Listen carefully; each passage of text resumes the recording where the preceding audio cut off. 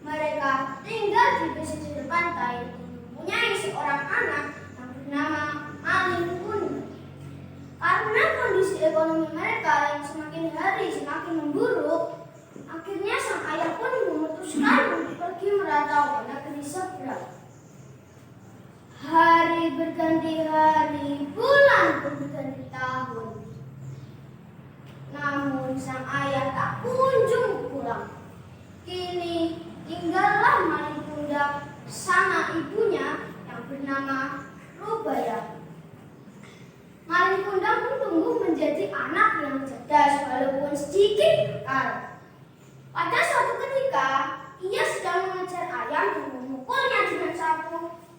Namun tersandung batu hingga tangan kanannya terluka dan membekas. Singkat cerita, Malin Kundang beranjak dewasa. Ia sangat menyayangi ibunya. Setiap pagi, ia membantu ibunya menyiapkan kue-kue yang akan dijual oleh ibunya. Setelah itu, ia bersama teman-temannya mencari ikan di laut untuk dijual. Malin Kundang anak yang baik hati, suka menolong, sehingga disukai teman-temannya. Pada suatu hari, Malin Kundang melihat sebuah kapal yang besar merapat di dermaga. Terbesit di pikirannya untuk pergi merantau dan merubah nasib keluarganya. Ia pun meminta izin kepada sang ibu.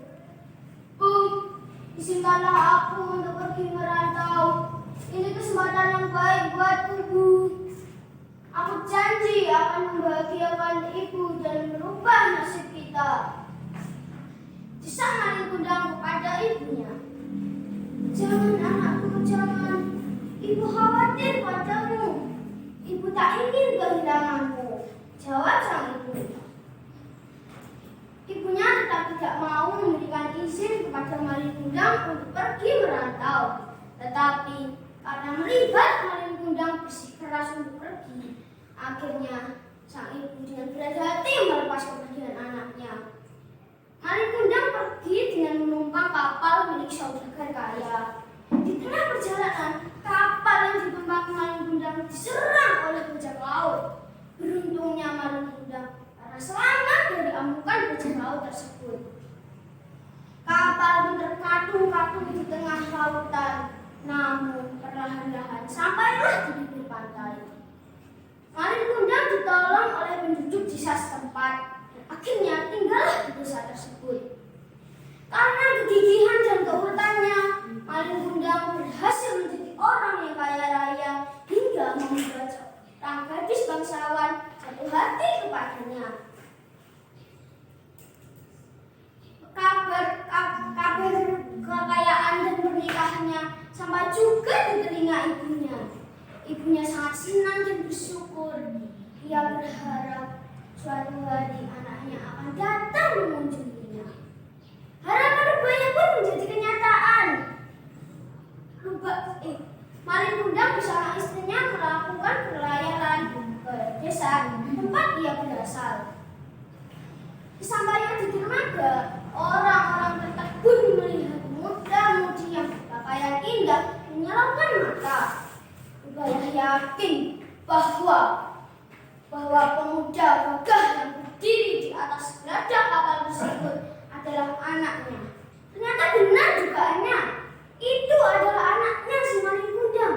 Ia pun langsung memeluk Malin Kundang dan berkata, "Malin anakku, kenapa kau pergi lama sekali tanpa kabar, Nak?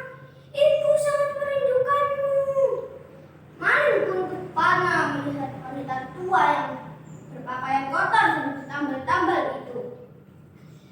Istri Malin pun berkata, "Apakah benar wanita buruk itu ibumu?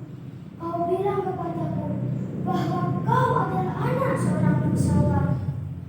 Mendengar ucapan istrinya, Malin pun merasa malu dan gengsi untuk mengakui wanita tua itu sebagai ibunya.